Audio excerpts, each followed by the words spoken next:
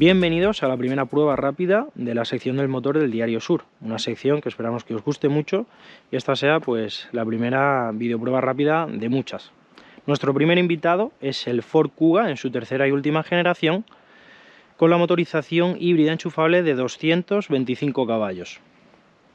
Una generación que en su exterior luce bastante más asfáltica que la generación anterior, que se veía con un aspecto bastante más todoterreno. Esto lo consigue con la utilización de unas líneas más finas, más alargadas que la generación precedente y unas medidas que en términos generales son bastante más grandes. Este coche se va a los 4,61 metros de largo, 2,71 metros de distancia entre ejes, 1,88 m de ancho y 1,69 m de alto. ¿Cómo se traduce esto? Pues esto se traduce en un vehículo que es 8,8 centímetros más largo, 4,4 centímetros más ancho, 2 centímetros más bajo y 2 centímetros más de distancia entre ejes que la generación anterior. Esa distancia entre ejes además nos debería de ayudar a tener una mejor habitabilidad tanto en las plazas delanteras como en las traseras, cosa que consigue, tal y como veremos más adelante. Además, esta unidad en concreto viene con el acabado ST-Line Black Package. ¿Qué hace esta unidad? ¿Qué hacen estos acabados? Pues le da un paragolpes distinto, pinta de negro bastantes partes de la carrocería y también en el apartado estético le incluye estas llantas de 20 pulgadas en acabado negro que desde mi punto de vista visten muy bien al vehículo, la verdad. El maletero en esta versión híbrida enchufable pierde 64 litros y se nos queda en 411 litros. Esta es tal vez la parte más flojita del Ford Kuga híbrido enchufable porque, bueno, pues para las medidas del vehículo es un maletero bastante justito, la verdad. Parte buena, es eléctrico, tiene portón del maletero sin necesidad de utilizar las manos, tiradores en la parte trasera para poder abatir los asientos sin necesidad de acudir a las plazas traseras. Además tiene unas formas muy aprovechables y, punto muy positivo para Ford, aquí abajo se esconde una rueda de verdad, una rueda de repuesto, no el típico kit antipinchazos que ya solemos encontrar en la mayoría de vehículos. Las plazas traseras, tenemos este pequeño protector de las puertas para no rozarlas cuando las abrimos. Pues un espacio muy agradable, la verdad. Son amplias, son cómodas y además son inclinables. Vamos a inclinar. Y deslizables hasta 15 centímetros. Esto nos permite además ganar espacio en el maletero, más de 150 litros, dependiendo de nuestras necesidades. Si aquí detrás, por ejemplo, llevamos 2 niños en vez de 2 adultos y tenemos mucho que cargar en el maletero, pues podemos deslizar la banqueta hacia adelante y ya os digo, ganar más de 150 litros en el maletero. Además, los asientos traseros son calefactables. Tenemos 2 entradas USB, salidas de aireación para las plazas traseras. Y luego las puertas pues no están tan bien tratadas como las puertas delanteras, como suele ocurrir en esta tipología de vehículos y en estos precios. Aquí tenemos plásticos duros, mientras que en las delanteras tenemos plásticos blandos, pero son unas puertas cuidadas. Tenemos aquí mullido para poder apoyar el brazo. Tenemos aquí también un reposabrazos con portabebidas y en general poco que reprocharle. Además, con este techo panorámico y solar, bastante luminosidad. Yo mido 1,69 m, no soy el mejor ejemplo del mundo para probar las plazas traseras, pero el asiento está colocado en mi posición y mirad cuánto espacio me queda para las rodillas. Para la cabeza no lo podéis ver también, pero también tengo bastante espacio antes de que me toque el pelo. ¿Y cómo es este Ford Kuga en sus plazas delanteras? Pues ahora vemos que con este acabado está muy equipado. Para cerrarlo basta con pasar el dedo y para abrirlo simplemente metemos la mano. Se nos queda el vehículo abierto. En este acabado de ST-Line no es necesario coger el Black Package. Tenemos estos asientos en cuero y alcántara que para mí son una delicia. No agarran excesivamente, pero agarran bien. Al tacto son muy buenos y además son muy cómodos. Ni son muy blandos ni son excesivamente duros. Podemos hacer aquí un viaje largo sin que se nos canse la columna sin ningún problema. Una vez sentados, pues lo que os decía, poco que reprocharle al coche. Si nos ponemos pejilgueros, pues los asientos solo son calefactados, no son ventilados. El head-up display, vamos a encenderlo, se proyecta sobre una pantalla de metacrilato en vez de directamente sobre el cristal, lo cual hace que se vea ya un poquito antiguo. Y la pantalla, pues me gustaría tener también la pantalla que vemos en el Ford Focus después del restyling. Dicho esto, en el Ford Focus después del restyling perdemos la climatización física que se queda en este caso dentro de la pantalla. Si para tener la pantalla del Ford Focus tenemos que renunciar a los mandos físicos para la climatización, yo me quedo con este conjunto, porque funciona muy bien, es intuitiva, la respuesta no es mala, es medianamente rápida y las gráficas son muy nítidas. El único pero también que le encuentro a esta pantalla es que para ser un vehículo del 2023 tenemos Apple CarPlay por cable, todavía no lo tenemos inalámbrico. Aquí tenemos un cuadro de instrumentos totalmente digital con muchísima información, modificable además, y modos de conducción. Pues cabe destacar dos modos, uno para el motor eléctrico, que es con este botón de aquí, EV. Con este botón podemos cambiar entre el funcionamiento normal. El vehículo va mezclando motor eléctrico y de combustión según las necesidades. Luego también tenemos modo totalmente eléctrico, solo utiliza el motor eléctrico. VE más tarde, este modo lo que hace es que le marcas, ahora mismo por ejemplo me queda un 21% de la batería disponible, pues le dices que nunca baje del 21% de la batería. Empiezas a utilizar el vehículo y en cuanto llega a 21% solo utiliza el motor de combustión. Es un modo bastante útil si tenemos que entrar a zonas de bajas emisiones, donde solo vamos a poder entrar en modo totalmente eléctrico, pues cuando nos queden unos cuantos kilómetros que sabemos que los vamos a tener que utilizar más adelante, establecemos este modo. Y cuando lleguemos a esa zona de bajas emisiones, pues tenemos ahí esa batería eléctrica disponible para ser utilizada. Y por último tenemos este, que es carga de la batería con el motor de combustión. Solo funciona con el motor de combustión y gasta un poquito más de gasolina además porque está utilizando el motor de combustión también para cargar el motor eléctrico.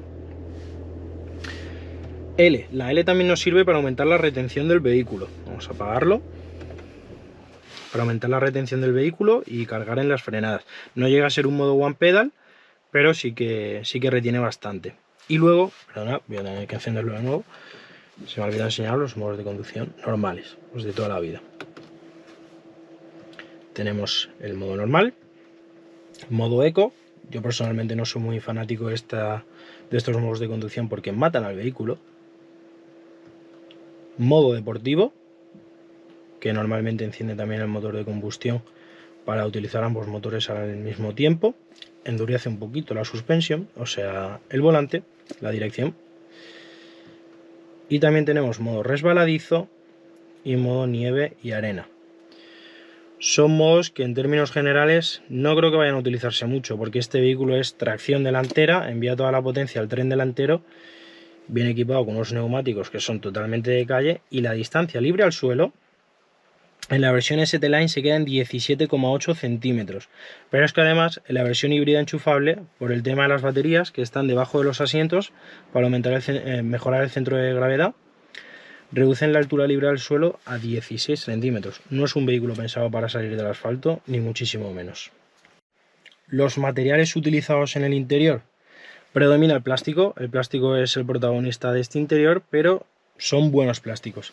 Tenemos plásticos blandos en la parte superior de las puertas, en la parte superior del salpicadero, una especie de plástico que parece imitar el aluminio pulido, tanto en esta moldura de las puertas como en la consola central. Este plástico que parece imitar la fibra de carbono y un poquito de negro piano por aquí. Ya os digo, es un interior donde predomina el plástico, pero que está muy bien armado. Aquí dentro no se ha escuchado ningún grillo. Llevo con el coche ya casi 2000 kilómetros y cero grillos. La calidad de fabricación de Ford en los últimos años ha mejorado muchísimo y se nota. Bajo el capó tenemos un 4 cilindros en línea de 2,5 litros de cilindrada que genera 152 caballos de potencia. No tenemos hidráulicos para el capó, tenemos que tirar por esto. Este motor va también acompañado de un motor eléctrico que, si no me falla la memoria, genera 133 caballos de potencia. En conjunto son capaces de desarrollar 225 caballos. Si sumamos potencias, veremos que nos da más de 225 caballos. Lo que ocurre es que funcionan en regímenes distintos y en conjunción, pues esa es la potencia máxima que consiguen desarrollar. Potencia que, todo se ha dicho, consiguen tirar muy bien del conjunto que, por cierto, se va a los 1844 kilos. No es que sea un vehículo ligero ni muchísimo menos. El motor de combustión está asociado a una caja de cambios automática CVT de variador continuo. Es una caja de cambios que tiene sus luces y sus sombras. Por un lado es una caja de cambios muy suave, bastante suave, apenas se notan las transiciones de marchas, pero por otro lado es una caja de cambios muy lenta, la verdad. Es un vehículo que, ya os digo, con sus 225 caballos empuja muy bien en todo momento. Da igual que tengas el vehículo con 4 adultos y un maletero lleno, que cuando tú le pisas el acelerador, el vehículo va. Pero con esa caja de cambios tenemos un segundito de lag en las que el vehículo sube de vueltas, el motor sube de vueltas, pero el coche no acelera en consonancia. Pasado ese segundito de lag que tiene este tipo de caja de cambios, el vehículo anda sin ningún problema. Pero eso, es un vehículo que con esta caja de cambios no está pensado para conducción deportiva ni muchísimo menos. Tampoco creo que sea sus pretensiones. Y si nos ponemos en marcha, ¿cómo se comporta este Ford Kuga híbrido enchufable? Pues no se comporta nada mal, mucho menos con este acabado de ST-Line, que tiene una suspensión un poquito más dura que el resto de acabados. Una suspensión que ayuda a que esos 1844 kilos que pesa el coche no se noten tanto. Digo tanto porque siguen siendo 1844 kilos en un SUV y hacen que el vehículo, pues si le pides de más, se vaya de morro, lo cual es totalmente normal. O sea, es un vehículo que por dimensiones y por peso no está pensado para conducción deportiva. Dicho esto, creo que de su segmento es el que ofrece una conducción más dinámica de todos. La suspensión está muy bien lograda, es firme sin llegar a ser dura y rebotona. Puedes hacer un viaje largo sin ningún problema. Además, le acompañan estos asientos de los que ya os he hablado antes, que son muy cómodos sin llegar a ser demasiado blandos y no cansan. La posición de conducción, pues bueno, estamos en un SUV. Yo mido 1,69 m y llevo las piernas ya bastante dobladitas, no voy muy estirado. Es una posición alta también a la hora de conducir, pero yo también creo que es lo que busca. El habitáculo, por ejemplo, se diferencia mucho, como podría ser un Peugeot 3008, que busca más abrazar al conductor, te pone una posición más bajita. Este coche, la estética SUV, prefiere mantenerla en el interior, en el sentido de que se siente más amplio que este rival que mencionaba, por ejemplo, y la posición pues es más de ciudad. Sin embargo, en cuanto a capacidades dinámicas, diría que es el mejor de su segmento, sin lugar a dudas. El motor empuja bien, empuja bastante bien, no tiene ningún problema en ir hacia adelante. Ford declara un 0 a 100 en 9,2 segundos y yo me lo creo. O sea, me parece una cifra incluso poco para lo que parece que empuja el coche. No es que estemos ante una bala, ni muchísimo menos, pero insisto en que mueve el conjunto sin ningún problema. No sé qué tal moverán al conjunto motores más escuetos que también ofrece la gama Ford. Me gustaría probarlos, a ver si son suficientes para mover al conjunto. Es cierto que esos motores no tienen la batería ahí abajo y por lo tanto pesan menos, eso también tiene que ayudar. La dirección es una dirección con el peso justo, en el modo Sport se vuelve un poquito más pesada y que no está demasiado desmultiplicada y por lo tanto es medianamente directa. No es un cuchillo, pero está muy bien, yo creo que está muy bien conseguida. El único pero que le encuentro, como le pasa a la gran mayoría de direcciones eléctricas, a esta tal vez todavía un poquito más, es que no transmite nada a las yemas de los dedos de lo que está ocurriendo en las gomas. No sabes muy bien si el vehículo está perdiendo tracción, si está cerca de perder tracción, porque no transmite nada. Dicho esto, el tacto es muy bueno, cuero entero, con cuero perforado en las zonas que más toca uno. tiene un grosor bastante bueno. El grosor para mí es perfecto, ni muy fino ni muy gordo. Muy bien por ahí por Ford. El equipo de frenada pues recurre a unas pinzas de freno de 2 pistones delante y un pistón detrás, que así en el papel no parecen unos frenos escandalosos, ni muchísimo menos, pero frena muy bien. Para mí es el apartado más sobresaliente en la conducción que tiene el vehículo. Paran muy bien al conjunto. El problema que tiene es el tacto del pedal, como le ocurre prácticamente a cualquier híbrido enchufable. La primera parte del pedal utiliza el freno eléctrico para recargar batería y luego ya entran en freno pues esos frenos de discos de los que os hablaba. Esto hace que la frenada no sea tan modulable como lo es en un vehículo que simplemente tiene frenos convencionales, porque cuando entran en juego los frenos normales y salen de la ecuación los frenos del motor eléctrico, la frenada eléctrica, pues se nota, no es tan modulable. Te acostumbras rápido y una vez te acostumbras tienes un vehículo con una frenada más que suficiente. No los he fatigado para ver qué tal funcionan con el fatigamiento, pero es que el cliente medio de este vehículo no creo que vaya a utilizar el coche para entrar en circuito ni para hacer subidas en puertos de montaña como para llegar a fatigarlo. Cuando los necesitas, tienes que hacer una frenada de emergencia, están ahí. La batería, se me olvidaba comentaros, tiene una capacidad de 14,4 kilovatios hora brutos y 10,6 utilizables. En total tiene una autonomía teórica de 56 kilómetros. Se puede recargar en un enchufe convencional de 0 a 100 6 horas de Claraford, y si utilizamos un wallbox pues 3 horitas y media sería suficiente.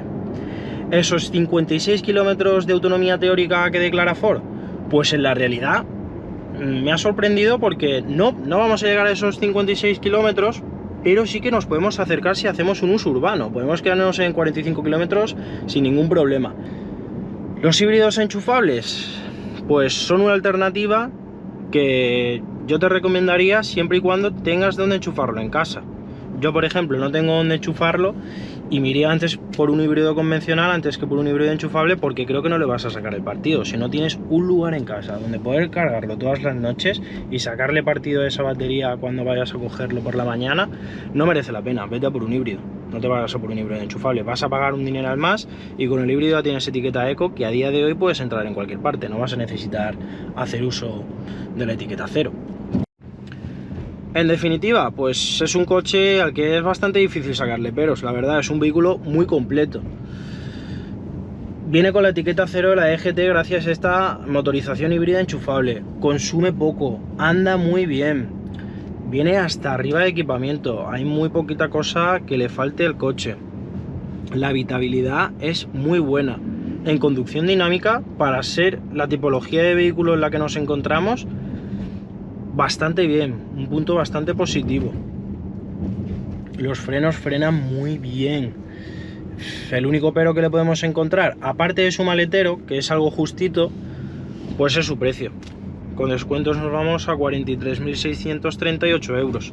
No es un vehículo barato, es un vehículo que se escapa del bolsillo promedio español, pero es que así está el mercado ahora mismo.